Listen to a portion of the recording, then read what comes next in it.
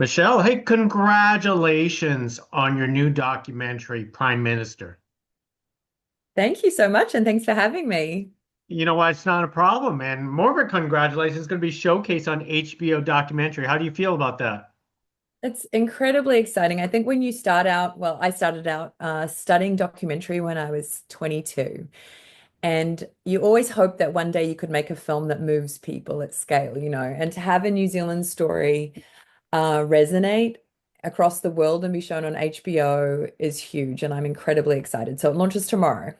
It's always exciting to have people see documentaries. I've covered so many, and I know how hard is it to get it off the ground. But tell us the genesis on how this project actually came about. This is a really unusual documentary in that we often say it's a once in a generation film because you have a world leader, a young woman who gives birth in office. She happens to have, be bold enough to allow her story to be told in a really intimate way, and you have a husband in the mix who knows how to film. He's a cinematographer.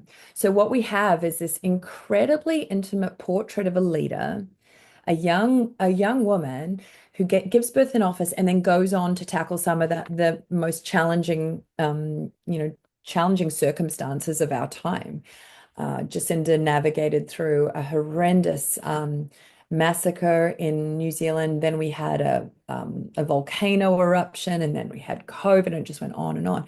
And we are witnessing this, from this first perspective, her own diaries and her husband's perspective. So it's just a remarkable story.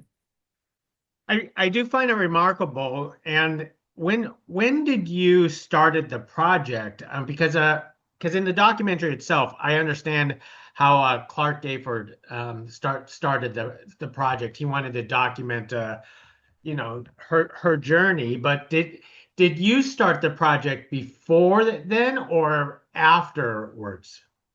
So we knew Jacinda through working on a campaign before she became Prime Minister, and built a relationship. My husband was one of the cinematographers, and built a lot of trust with Jacinda and the family. And when Jacinda finished up, we were able to use some of the footage that Leon had captured over the years, and Clark's footage, and these incredible diaries that Jacinda had been recording every 2 weeks as part of a political diary project with the Alexander Turnbull Library. Now, what's fascinating about these diaries is that they weren't supposed to be released until after she died. Hmm. So we get this incredible archive where she's talking candidly, not expecting anybody to listen to them in her lifetime, plus Clark's footage, plus footage that we'd captured along the way. And it just created this beautiful vault. Like, we were so spoilt for choice. I think it was like a couple hundred hours of footage. And so once Jacinda finished up, we suggested we do a documentary, and she said she really wanted to humanize politicians. And so we said, well, we think we can do this. This is a pretty unique opportunity. And so Madison Wells came on board, who are an LA-based production company. And then Lindsay Utes, my co-director, came on board at that point as well. So we had this great perspective, an international perspective, as well as a New Zealand perspective. And we went from there. So we cut down this incredible amount of footage with amazing editors, Grace, Zara, and Nat City, who were used to dealing with enormous volumes of footage as well. And we went from there. Now, the diary interviews themselves. How did you convince the organization to let you use the diary interviews as part of your documentary? And not to mention, whose idea was it to allow Jacinda to listen back into her own interviews and react to them? Yeah, the great question. We just went about the process. I guess that's what great producers are for. My producer, Cass Avery, is just one of the most wonderfully tenacious and supportive producers. And so she went to them and said, could we use these? And with Jacinda's support, and they agreed. Um, Lindsay and I, you know, we didn't know what Jacinda's reaction would be to listening back to herself, but we were really fascinated about the process of, like, history upon history. We're watching Jacinda reflect, capturing that as a history of her reflecting on history. It was a really layered approach, and she was in a reflective state. She was writing her book, and we just asked her to not listen back to them until we were there. And then we ended up, playing them back and hitting record. And it was just such a beautiful, privileged thing to watch someone go through that process. And it felt really unique and very special. And so that ended up forming a large backbone of the documentary. Now, through crisis after crisis, one of the major crises that your documentary really touched upon was during the pandemic. Did the pandemic nearly derailed this project with you, or it actually enhanced, kind of like supported it even more? I mean, I think we all across the world experience the pandemic in different ways, but there is no doubt that it touched nearly everyone. And our experiences in New Zealand were not dissimilar to what people experienced across the world. And we wanted to show what it was like to have a front row seat at what leadership looked like, navigating, a population through this crisis we'd never seen before in our modern time. So for us, we often said the story could have been many things. We could have told a story about women in leadership, the challenge of balancing motherhood, mis and disinformation. We could have talked about humanity and tackling, big crises like the terrible mosque attacks. In the end, we lent into what really moved us and that first person account, and COVID was obviously a huge part of that. Interestingly, getting the ratios right was really a feeling thing. You have to watch it and go, whoa, it's too much. Like we can't all sit through that much COVID again. And so there were a lot of discussions in the suite about, what do these things feel like? And that's what allowed us to prioritize what we focused on. Because like I said, it could have been many things. And in the end of the day, you've got, 100 minutes. So how did you balance all these different topics into one film? Well, we started with a very long cut. I think the first was 17 hours and then 13 hours. And then it goes through this accordion process that Lindsay likes to call the accordion process, where we go, to 5 hours into six and then to three and then to four. And you're constantly stripping things. And then you think, oh, actually, I really missed that. And a film almost in some ways tells you what it's going to be, because you take something out and you watch it back and you're like, oh, we really lost something there. I think the hardest part is when it gets to half an hour over duration and you have to make really hard decisions. That's when you're like, oh, I really don't want to lose that scene, but these two things are doing the same job, and we have to choose one. And that's always hard to let go of scenes that you love, but at the same time, that's our job.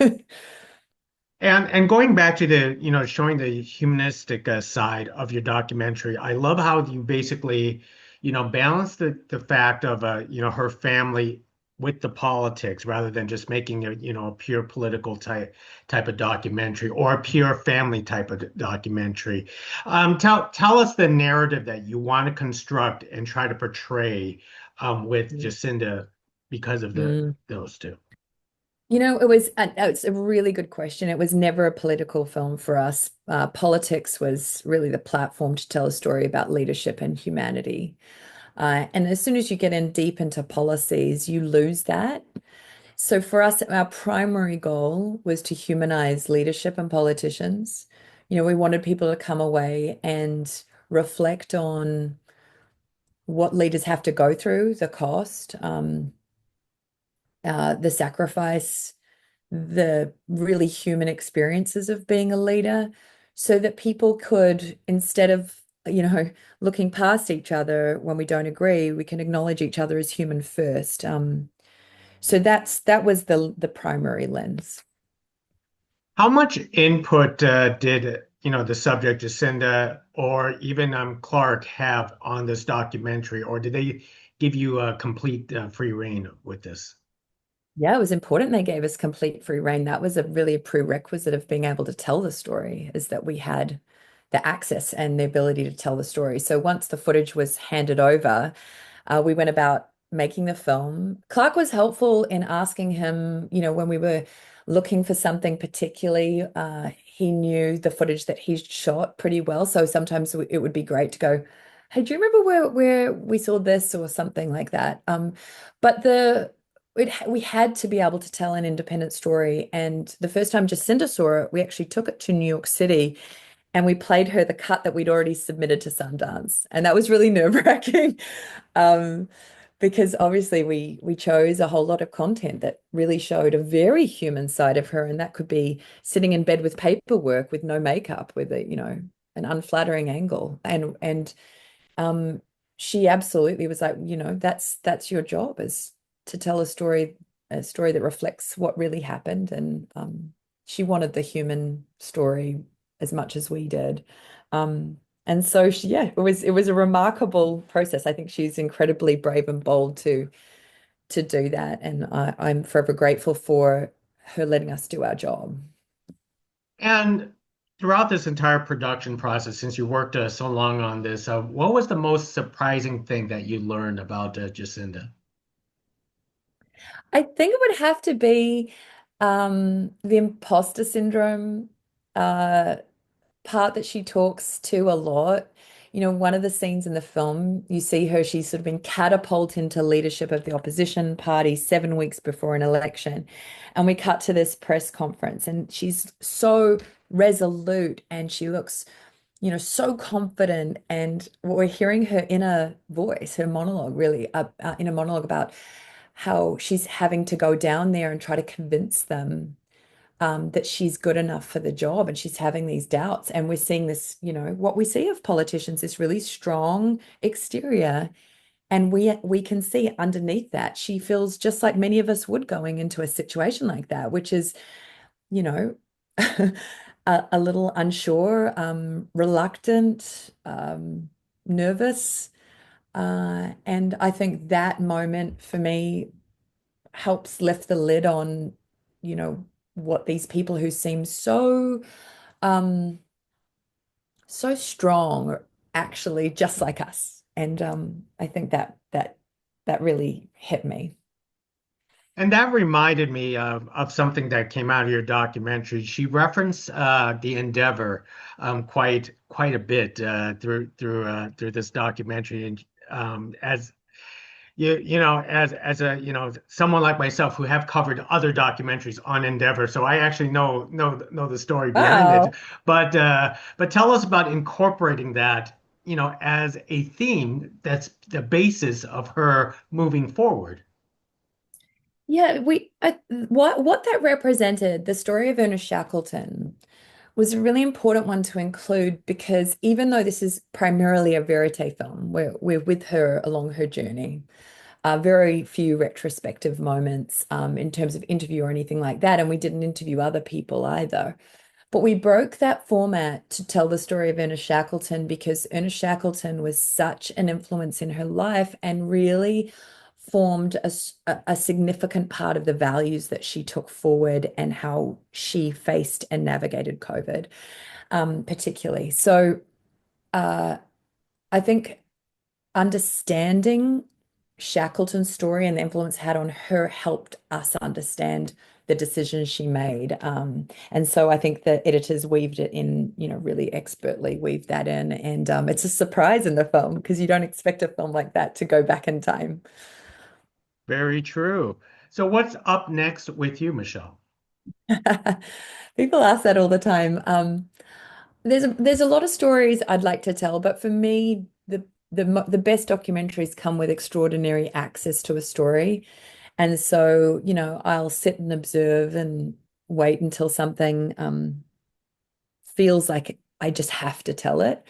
I love stories about humanity. I love stories about leadership. And then on the sideline, I actually have a tech startup helping kids stay in sport for their well-being. So I'm always trying to do something that influences community for good. And the next one, I actually did a great interview with a brain surgeon who's looking to eradicate pain. Um, and that intrigues me as well. But documentaries are, especially these long ones, are a big commitment, and so you have to be sure that that's what you want to spend the next years of your life doing. You know what? You accomplished this, and this is a terrific documentary with the Prime Minister, with the life of Jacinda, and she's a very important historical figure now, and the world loves you for telling her story. So thank you very much for carrying this conversation with us. Thank, thank you so much, Giga. I really appreciate your enthusiasm, and I hope it sparks some meaningful conversations about what we hope from our leaders and expect from our leaders in the future to build a better world. So true. Thank you very much, Michelle. Thank you. Bye now. Yes.